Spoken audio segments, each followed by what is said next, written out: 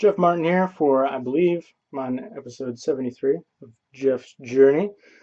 Originally, I was going to call it Jeff's Journey with Klippel Fetal Syndrome, but then I didn't want to have a disease in the name or a deformity. Anyways, a couple of interesting things. I guess I'll start off with health, and we'll go into probably a bunch of more interesting things. My heart rate has been fluctuating in the morning. Like some mornings my resting heart rate is 106, it has been. Like this morning, my resting heart rate was 93, and I can't tell what's fluctuating now. I've been trying to guess at what is fluctuating my heart rate like that, and I'm not exactly sure. I thought it might have been cheating with certain foods and stuff. The last few days I've been eating not very healthy. I've been eating healthy stuff. I've been eating the broth and the meat and stuff, but then I've been eating other stuff too, fruits, vegetables, unhealthy stuff like that, and then some decent amount of ice cream. I mean, it's not like I'm having ice cream every day, but I've had ice cream several times in the last couple of weeks, and I can't figure out that pattern right now. So it's a little annoying. It's interesting.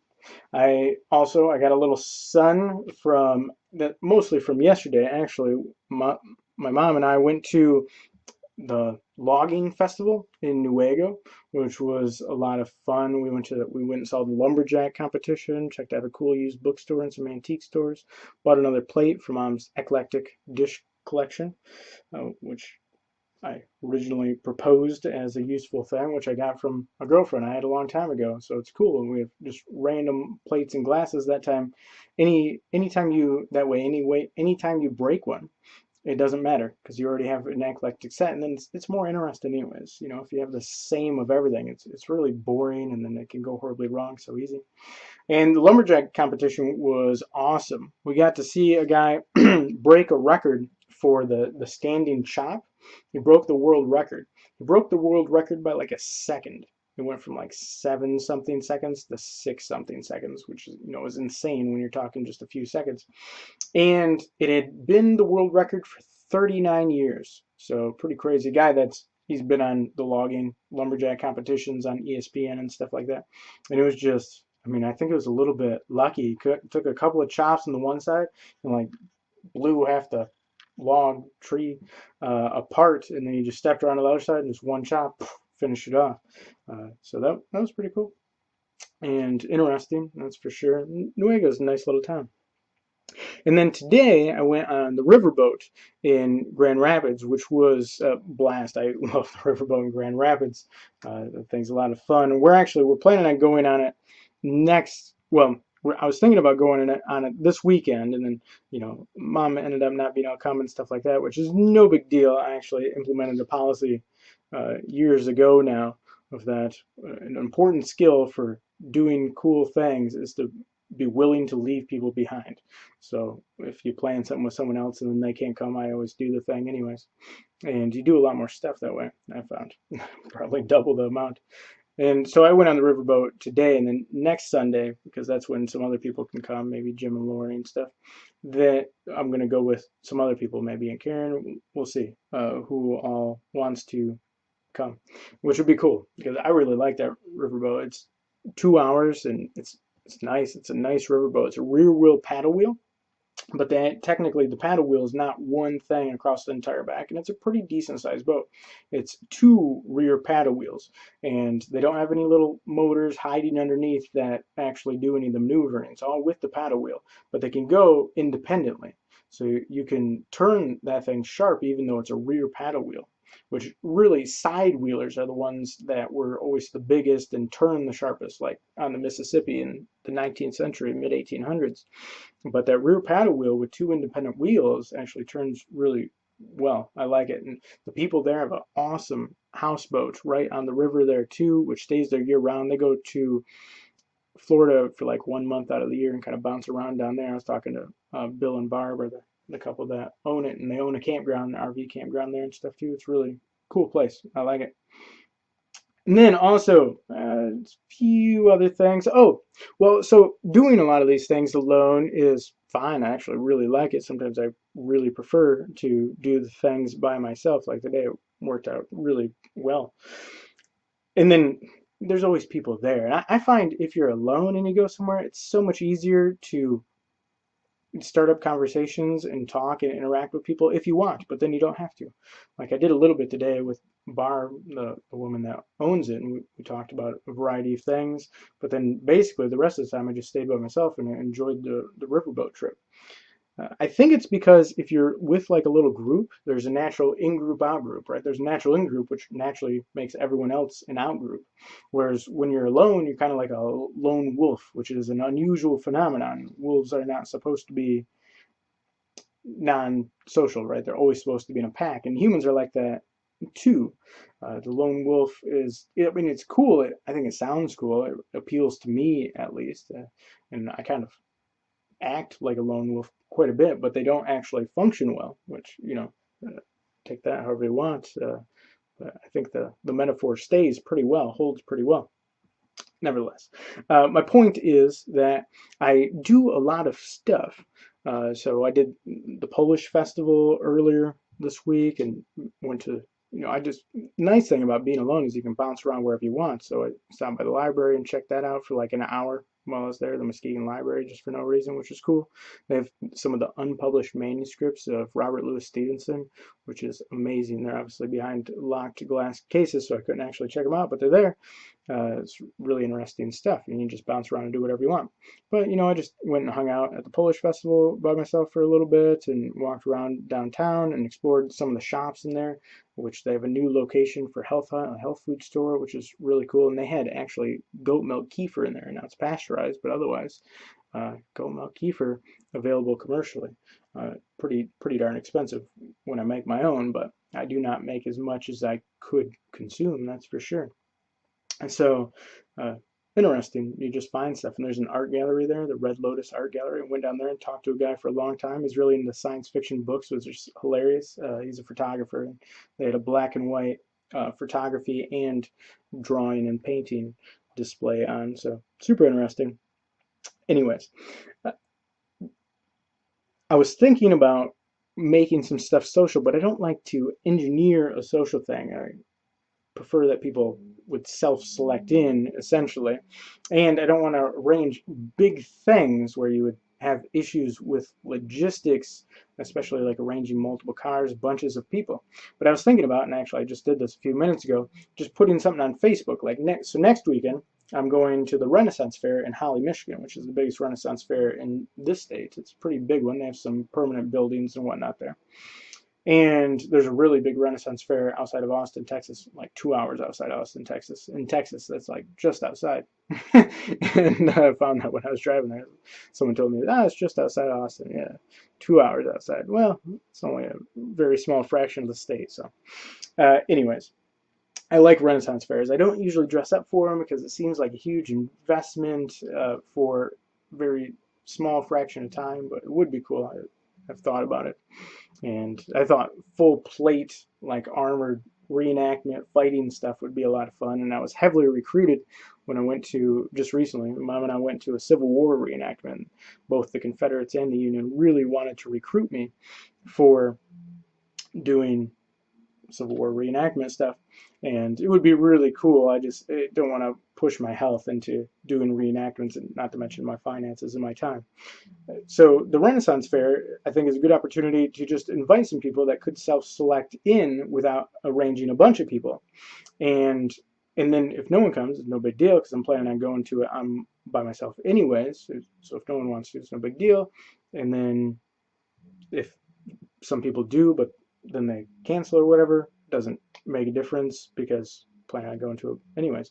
So I think it is a good option for seeing if it works for going to stuff with people. I should have done it today for the Riverboat, didn't even think about it. So I just made a post on Facebook that I'm going to the Renaissance Fair in Holly, Michigan on next Saturday. If anyone wants to join, let me know, type thing. So we'll see. Also, I've been thinking about doing a recording on Audible. Maybe get like a short story, something like that, where it's audiobooks. I like audiobooks, but I prefer reading more. But I want to get into, I want to jumpstart some writing stuff, some literary analysis stuff, something in that direction. I'm going heavy in the direction of reading, but I also need to make something. And take something like The Death Wafer by Mark Twain, which is a short story that I really like, and record it. And I'm thinking about I could record it here. I mean, I have a microphone, but it's not super, I don't have a super great system. I have um, what is the program? I can't remember the program. Whatever program it is, somewhere in this. I have it on several computers, but I don't see it on my screen right now. Anyways, I have a program to make audio recordings and manipulate them at a pretty high quality level. I have a microphone that's not that great, but I also know some people who do professional recordings, and Uncle John is like a nice little recording studio set up in his house, so it's possible. And The Death Wafer would just be a tiny little short story. I could read it very quickly, make the recording, and see what the whole process is for making something happen on Audible, and charge like $1 or 99 cents or something, just as an experiment to see how that goes. I think that'd be a cool experiment, so I'm probably going to work on doing that fairly soon. Also, this could be considered like reading week or something. A lot of people are going back to school this week. Some people already are back in school. Some people start just a little bit later, but right around now. Schools are starting in the United States and China. It's funny, China's basically on the same school schedule as us. And people think that Chinese schools are so much more demanding. They're not. Chinese society is so much more limiting that you have to compete harder to not have a really crappy life, which, man. Now, I try not to mention China in these videos because I try to publish them on Youku and Weibo, which are Chinese YouTube and Facebook copies sites, because they limit the internet so much that they're not allowed access to those things, so things have to step up to replace them. But the Chinese government filters everything online, and so as soon as I mention China, they actually run this through a thing to filter to see if I mention China, and if I mention China, then they don't let it go on those sites, which I just did. So it's blown now. Anyways, they limit everything so much.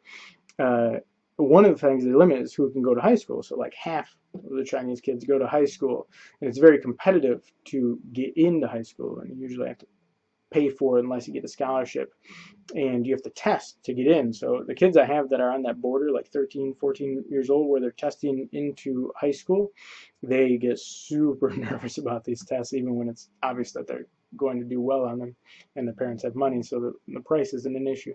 But if you don't get into high school, right, basically go work in a factory, and your life's going to suck pretty bad in China. I mean, at the Apple factories in China, they had so many people commit suicide by jumping off the building that they literally put nets around the building, a netting system, so that if you jumped off the building, you would get stuck in the net. They pull you back in and put you back to work, right? And I mean, that's Apple, the nice company. So, so you want to get into high school, so it makes them more competitive. But not all the kids. There's the full range of smart kids to not smart kids, ambitious kids to not ambitious kids, just like everywhere else. And their school days aren't longer either. They just include more in the school day or structure it a little differently. So instead of doing sports practice or band practice or acting practice or whatever you would have after school, that's part of the school day. So in the United States, a lot of kids go to school when it's dark and they leave when it's dark because they're there doing after school activities all day, but it's part of school. And Chinese kids probably spend less time in school, but they do get quite a bit of homework, but we get a lot of homework in the United States. So the differences are not huge. It's just a small structuring difference which confuses the issue. I was actually talking to one kid in the last couple of days from China that he gets a 2-hour break. So he goes to school at like 7 or 8 and he gets out at 4. But there's actually a 2-hour break in the middle of the day where a lot of kids go home. If you can, his mom has to pay for another service, like a daycare service, for him to go to for this 2-hour break, and then he goes back to school. And so you have this 2-hour free period right in the middle of the day, which is kind of a weird structure. Anyways, so I'm doing the teaching online still for the 2 companies, and that's going well. I have a private reading client, that young kid that I'm going to be working with starting this coming weekend. So that's cool because I've been thinking about that for quite a while. And then tomorrow I actually am doing my first reading volunteer thing through Read Muskegon, which is part of the exit program, part of the jail program, and apparently Goodwill coordinates part of that. I'm not sure how all the organizations are connected, but it's a lot of organizations trying to work together, at least. I don't know how smoothly it runs. Tomorrow will be my first day meeting with the student, the adult learner. So that should be super interesting. It'll be cool. And then Wednesday, I have an interview with the Michigan Education Corps person. It's a phone interview. I've been talking to them about becoming a reading interventionist slash literacy tutor. Last year they called it a literacy tutor. This year it looks like they're calling it reading interventionist, but same job. At Central Elementary, part of the Reese Puffer School District over by North Muskegon there. And that would be really cool, but it's a 40-hour-a-week job. So I've been a little bit nervous about it, but as my health has been improving, although my heart rate has been not doing that great recently, but as my health has been improving, I think I could do it and hold on to the 2 teaching jobs online. I would cut the one, I just have to cut a few students, but I can keep the other ones. And the small company, I only have a few students through anyways. I could keep the weekend students, the one evening student, which are, the ones I enjoy the most. So it works out perfectly. And then the other company, technically, to keep working for them, I have to work 4 hours a week, 2 hours, 2 different days. And so Wednesday and Friday, I could work for them as soon as daylight savings time comes up here, which is perfect because the reading interventionist job starts end of November.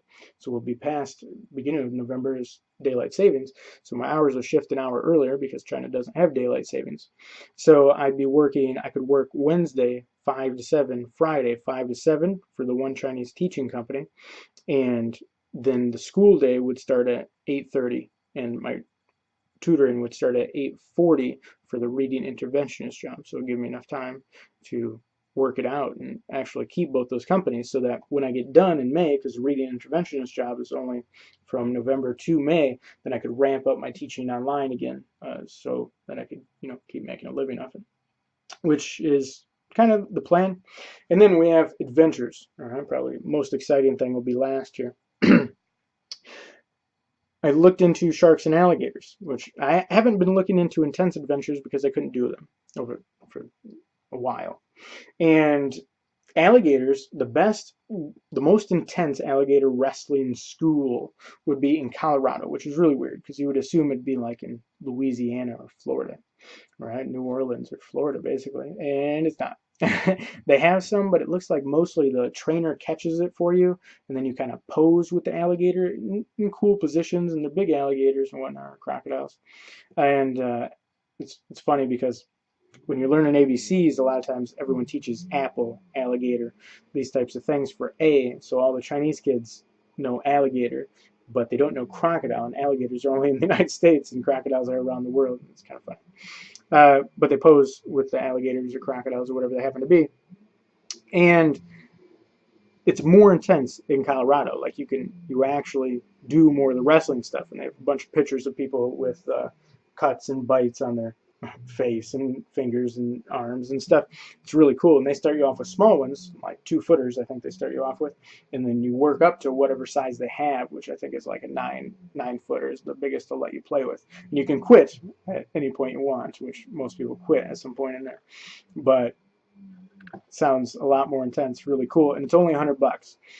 And then shark diving, I looked into shark diving. Now I have my scuba diving certification. I haven't done it in a while, so I have to do a refresher course beforehand, or I wouldn't have to, but I should do a refresher course beforehand so I don't drown and forget to turn on the nozzle or something. And that happens. The woman I did the certification with here in Twin Lake, which is really cool. I did it in West Lake and encountered freshwater jellyfish, which I didn't even realize were a real thing until I was swimming through them. And there's a sunken boat, there's a sunken raft down there. We caught a turtle on the bottom of the lake. It was a really cool experience learning scuba diving. She did have a client a number of years ago now, because it was a number of years ago back then, that he had his scuba diving certification from years ago, hadn't done it in years, rented some tanks. He just rented tanks from her, took them out to do them, forgot to turn the tank on, went off the boat, and started sinking like a rock, because you use air from the tank to blow up this vest, which is what keeps you afloat actually. And then you start getting that compression, and you don't have to go very long and you pass out. Wow, Mom decided to vacuum right at this time. I don't know if you can hear that. That's super annoying. I think vacuuming's annoying anyways, but super annoying when you're doing a video. And she didn't know, so not a huge deal. But yeah, so I would do a refresher course. And I looked into it, and you can do some really cool spots. You can get like multiple tanks of air for a couple $100 total. Now the issue with both, now that's down in Florida and out on the Keys and in some of the islands and stuff in the Caribbean. The issue with both these things are logistics. You know, getting to Colorado or Florida or the Keys or the Caribbean islands are harder than actually diving with sharks or wrestling alligators for me, because I have to be careful with cars. I know I'm getting better at taking the impact. I am driving more, but I'm still nervous about the impact over such a long period of time, and then having to do a highly demanding physical thing. So I want to be careful with that. And I think trains could work out good, and you would think trains would be cheaper than planes, but a lot of times trains are not cheaper than planes. And trains and planes both have a huge history and present of being highly regulated and controlled and manipulated and funded and supported by the government. So who knows what the prices should be on those things, because it seems like trains should be cheaper than planes. But I'll have to look into it more. But it's mostly the logistics of arranging the actual travel. And I'm going to try to set up one of those for next summer. And I mean, diving with sharks would be awesome. It's been on the list for a long time. Wrestling alligators would be awesome. It's been on the list for a long time. And, you know, at one time, when I was going to Africa, the alternative plan was to take my motorcycle, ride down the East Coast, go up to Maine, then ride down the East Coast to Florida, and then wrestle an alligator, dive with sharks, and hunt a boar by hand, meaning with a spear or knife. And the thing is, there you have to run them down, and so I haven't even tried running. I don't know. That's a lot of impact. I think that might mess me up pretty fast. So I haven't looked into the boar hunting type thing yet. Yeah, and I looked into alligator hunting down in like Florida and Louisiana and stuff like that, and that's expensive. I mean, that's starting at $800 for not. You don't want to do the $800 one, so it's over $1,000 for that one. So that adds quite a bit of cost to it. And like, I don't need to hunt an alligator because I don't want to get one stuffed or anything like that. But I would like to wrestle an alligator, and that's only $100, and it's in Colorado, so that would be cool. Anyways, those are the plans, obviously, for next year. And well, that's a lot of stuff. That is a lot of stuff, and I think I just shot one of these a couple of days ago. So more and more stuff happening. Anyways, I will see you next time. Bye.